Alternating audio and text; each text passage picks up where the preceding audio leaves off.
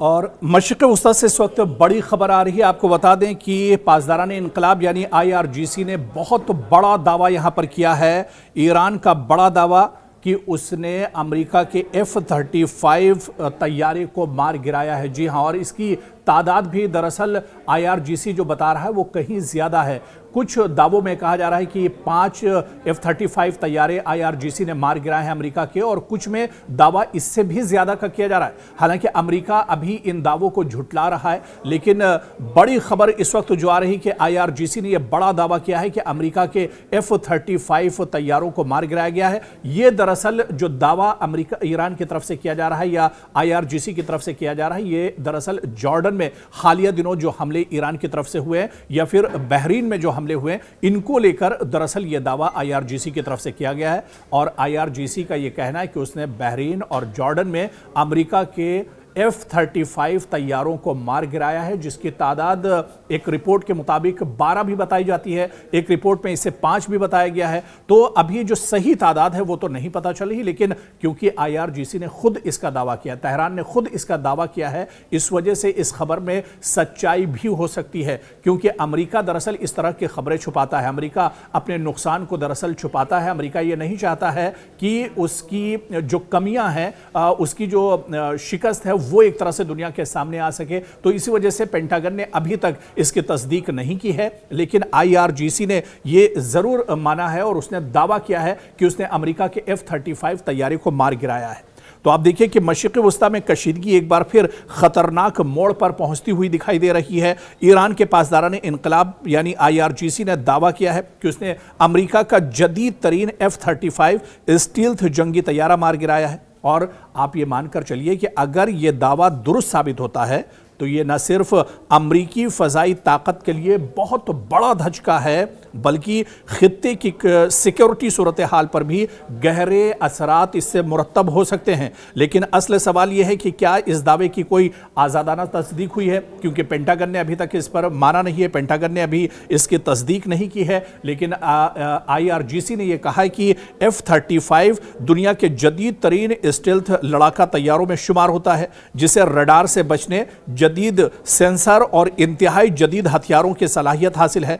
इसी वजह से इसे मार गिराने का कोई भी दावा आलमी सतह पर दरअसल गैर मामूली अहमियत रखता है, क्योंकि यह बहुत लेटेस्ट तैयारा है अमेरिका का, जो न तो सेंसर में आता है और ना ही कोई जो मिसाइल और ड्रोन है उसके जरिए से इसे मार गिराया जा सकता है। इसी वजह से कहा जा रहा है कि इस दावे में कितनी हकीकत है ये तो जाहिर सी बात है कि आने वाले वक्तों में पता चलेगा। लेकिन अगर इसमें सच्चाई है, जिस तरह से IRGC इसका दावा कर रहा है, अगर इसमें सच्चाई है तो यह बहुत बड़ा झटका है अमेरिका के लिए, यह बहुत बड़ा झटका है डोनाल्ड ट्रंप के लिए। और यहां से मानकर चलिए कि अगर इस दावे में सच्चाई है तो पूरे मिडिल ईस्ट के लिए और मशरिक़ वस्ता के लिए इसे एक बहुत बड़े खतरे के तौर पर, इसे अलार्मिंग के तौर पर एक तरह से पूरे खित्ते के लिए देखा जा रहा है। क्या चीन अब खुलकर ईरान की अस्करी मदद कर रहा है, या चीन अपने हथियार अब एक तरह से ईरान को सप्लाई कर रहा है? क्या ईरान फजाई दिफा पहले से कहीं ज्यादा मजबूत होने वाला है ईरान का? और अगर ऐसा हुआ तो क्या अमेरिका और इजराइल के लिए ईरान पर फजाई हमले पहले जैसे आसान नहीं रहेंगे? दरअसल ये वो सवालात हैं जो इस वक्त आलमी दिफाई हलकों और मशरिक़ वस्ता की सियासत में सबसे ज्यादा जेर बहस है। ताजा रिपोर्ट्स के मुताबिक चंद जराए के हवाले से दावा किया गया है कि ईरान आइंदा चंद हफ्तों में चीन से जदीद कंधे पर रखकर चलाए जाने वाले फजाई दिफाई मिसाइल, यानी जिसे मैन पैड्स कहा जाता है, यह दरअसल चीन से ईरान हासिल कर सकता है। अगर यह इत्तला दुरुस्त साबित होती है तो यह ईरान की फजाई दिफाई सलाहियत में हालिया बरसों की अहम तरीन पेशरफ्त में से एक हो सकती है। अब दरअसल ये मिसाइल कौन से हैं, ये जिन्हें शोल्डर लॉन्च्ड एयर डिफेंस के नाम से जाना जाता है, ये आखिर क्या है? और चीन के ये बहुत मजबूत हथियार चीन का ये माना जाता है। अब चीन ये हथियार ईरान को देने जा रहा है, इस तरह की भी खबरें हैं। लेकिन shoulder launched air defence system, आखिर मैन पैड्स ये होते क्या हैं? आपको बताते चलें कि मैन पैड्स यानी shoulder launched air defence system जो हैं, जिन्हें एक या दो अहलकार बआसानी से अपने साथ ले जा सकते हैं। इसे कांधे पर रखकर एक तरह से चलाया जाता है। इनका बुनियादी मकसद कम बुलंदी पर परवाज करने वाले जंगी तैयारों, हेलीकॉप्टर्स, ड्रोन्स और बाज क्रूज मिसाइलों को निशाना बनाना होता है। और रिपोर्ट्स के मुताबिक ईरान को चीनी साख्ता QW-12 और FN-16 निजाम मिल सकते हैं और इब्तिदाई खेप में तकरीबन 300 से 400 लॉन्चर शामिल होने की बात भी कही जा रही है। यानी चीन शुरुआती तौर पर ईरान को 300 से 400 मैन पैड्स देगा।